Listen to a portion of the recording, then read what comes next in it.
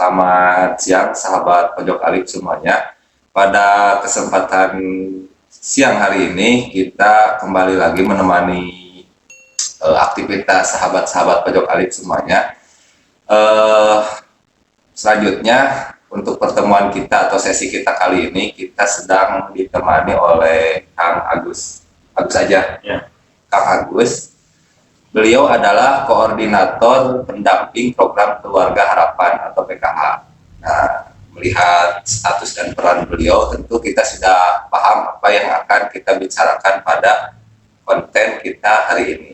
Kita langsung saja berbicara atau berbincang-bincang. Agak ringan, cuman mungkin ada hal yang sangat berbobot dan penting buat masyarakat Pojok Alif semuanya, khususnya masyarakat Purwakarta. Langsung aja. Kang, apa kabar Kang? Alhamdulillah sehat Kang. Tadi disinggung PKH itu apa sih Kang sebenarnya?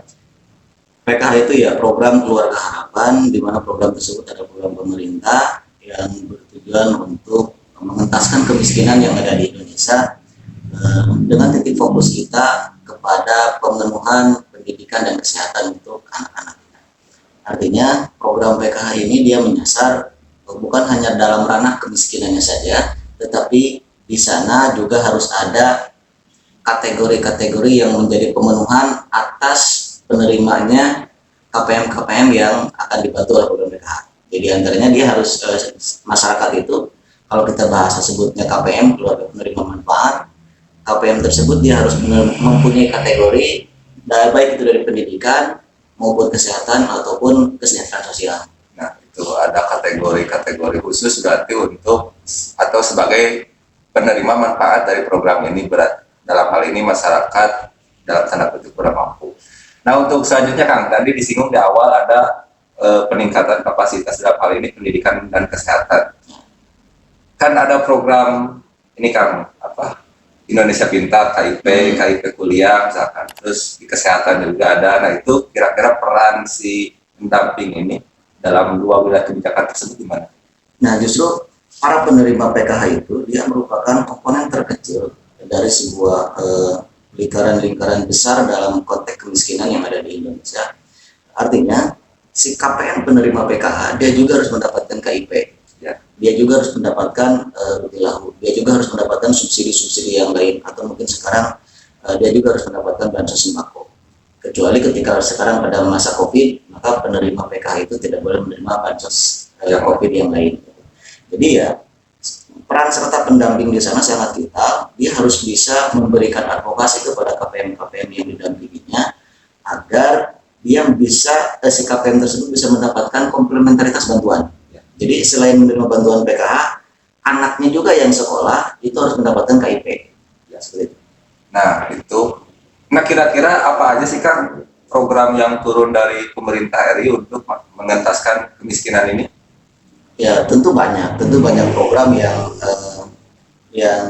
diluncurkan oleh pemerintah untuk pengentasan kemiskinan yang ada di Indonesia. Mungkin saking banyaknya dari berbagai macam kementerian, karena yang saya tahu bukan hanya Kementerian Sosial saja yang konsen terhadap masalah kemiskinan, dari Kementerian Desa juga ada, dari Kementerian Koperasi juga ada. Gitu. Tapi ya konsennya ketika di Kementerian Sosial, maka kita terfokus pada pertama mungkin PKH, kedua bansos sembako, yang ketiga mungkin dari Dirjen Daya Sos itu ada yang namanya SIMU. SIMU itu ya direktur di bawah Kementerian Sosial, cuma itu dirjennya beda dengan kita. Kalau di Linjam Sos itu ya kita fokusnya ke bantuan sosial PKH.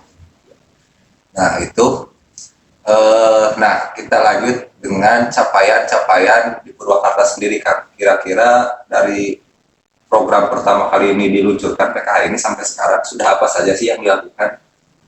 Ya, capaian-capaian di Purwakarta, PKH sendiri masuk ke Purwakarta di tahun 2013. Artinya sekarang sudah menginjak tahun ke-7.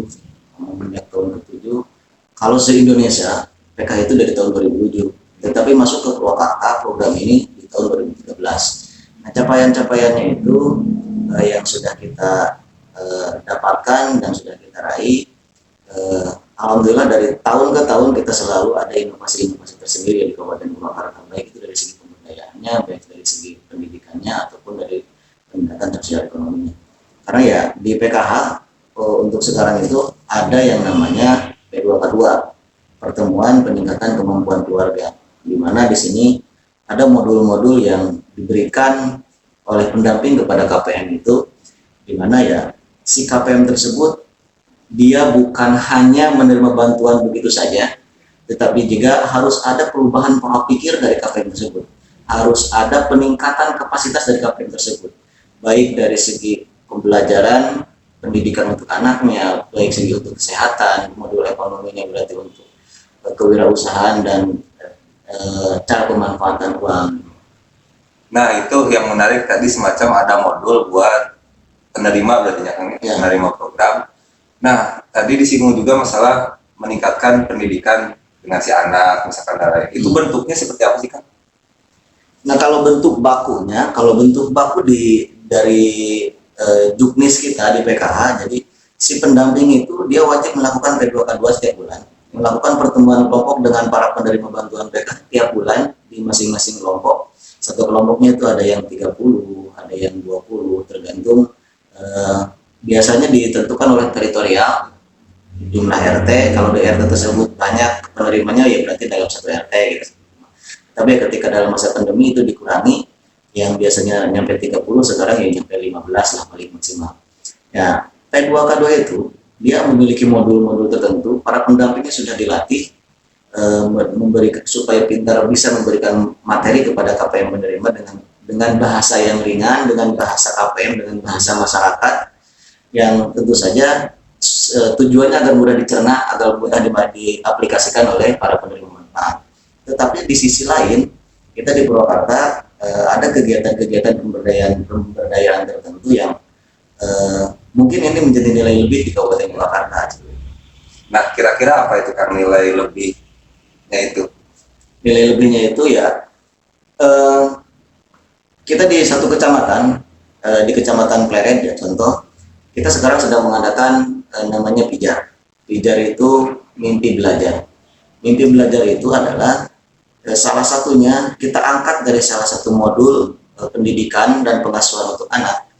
Di program ini, program Pijar ini bertujuan agar anak-anak penerima bantuan PKH ini bisa melanjutkan kuliah, bisa melanjutkan pendidikannya, karena bantuan PKH itu dia terhenti ketika si anak tersebut sudah lulus SMA. Tetapi ya kita tetap memberikan motivasi kepada anak-anak KPM yang memiliki potensi untuk melanjutkan kuliah. Cara memberikan motivasinya ya kita running ke tiap-tiap sekolah SMA yang anak-anaknya yang sudah kelas 12, kita memberikan motivasi tentang pentingnya kuliah. Terus kemudian apabila anak tersebut sudah termotivasi untuk melakukan kuliah, nah kita di lingkup pendamping sosial Kabupaten Purwakarta melalui kegiatan yang namanya Pijar, mimpi belajar, si anak tersebut kita berikan materi-materi agar dia bisa lulus UTBK, maka agar dia bisa lulus seleksi SBMPTN, ya minimal bisa lulus di perguruan tinggi yang ada di Jawa Barat lah minimal. Nah itu yang keren. Nah itu Kang, tadi misalkan ada program pendampingan buat lulus UTBK atau SNPTN, SBMPTN misalkan. Nah kira-kira itu inisiatif pendamping di lapangan atau memang ada semacam keharusan dalam bentuk peraturan misalkan untuk melakukan hal tersebut? Enggak. Ini sebenarnya hanya bentuknya inovasi dari kita saja, inovasi dari kita yang sinergi dengan program PKH. Ya. Artinya kita melakukan inovasi-inovasi di lapangan tanpa merubah titik fokus tujuan PKH pengentasan kemiskinan dalam hal pendidikan. Jadi ya ini sangat membantu program. Jadi enggak ada aturan dari pusat harus mengadakan kegiatan ini gitu, enggak. Yang ada di pusat itu pendamping wajib melakukan P2K2 tiap bulan, KPM juga wajib mengikuti kegiatan P2K2. Nah, adapun ketika di Purwakarta untuk pendidikannya kita mengadakan Pijar, itu adalah salah satu inovasi dari kita. Artinya ya ketika si anak KPM tersebut kita bimbing, kita bina supaya dia bisa lulus SBMPTN, dan sekarang sudah ada beberapa anak KPM yang sudah lulus, dan tiap tahun alhamdulillah kita selalu menelurkan anak-anak KPM yang bisa masuk ke perguruan tinggi negeri. Nah itu Pak Mensos, mohon untuk dicatat, barangkali mungkin besok atau lusa Pak Mensos nonton channel ini. Purwakarta Pak Mensos ya.